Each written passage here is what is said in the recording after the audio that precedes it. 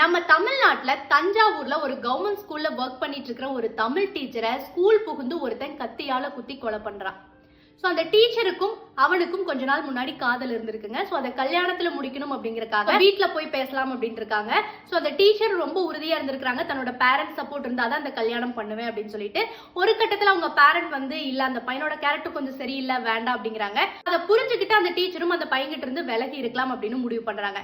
But அதை accept பண்ணிக்க முடியாம ஸ்கூல்ல வந்து ஒரு சில வாக்குவாதத்தை எல்லாம் ஈடுபட்டு ஓகே இந்த கல்யாணம் வேண்டாம் அப்படின்னு அவங்க முடிக்கும் பொழுது அவன் கத்தியால எடுத்து குத்தி கொலை பண்ணி. இது ஒரு ஸ்கூலுக்குள்ள நடந்திருக்கு.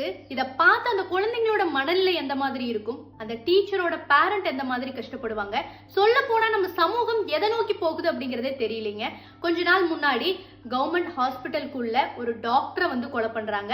சோ இன்னைக்கு இங்க டீச்சர். சோ இந்த மாதிரி பழைய காலத்துல ஒரு பழமொழி சொல்லுவாங்க, முள்ளு மேல சேலை விழுந்தாலும் இல்ல சேலை மேல முள்ளு விழுந்தாலும் கடைசியில பாதிப்பு சேலைக்கு தான் அப்படிம்பாங்க. லவ் அப்படிங்கிறது காமனா எல்லாருக்கும் வரக்கூடிய ஒரு விஷயம் தான். பட் அதுல கரெக்டான பர்சனை நம்ம சூஸ் பண்ணல அப்படின்னா பாதிப்பு என்னமோ 60-70% மேல வந்து பெண்களுக்கு தாங்க வருது.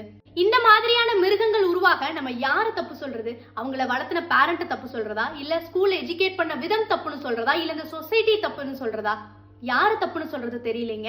ஆனா ஒரு விஷயம் பெண்கள் எல்லாரும் அவங்களோட மைண்ட்ல வச்சுக்கோங்க. சோ இந்த மாதிரியான மிருகங்கள் டெய்லியும் உங்களை சுத்தி நிறைய பேர் இருக்கிறதுக்கான வாய்ப்புகள் இருக்கு. நீங்க யாரு கூட பேசுனீங்கனாலும் ரொம்ப கவனமா இருக்கு. அந்த பழமொழியில சொன்ன மாதிரி பாதிப்பு என்னமோ எப்பவுமே சேலைக்கு தான்.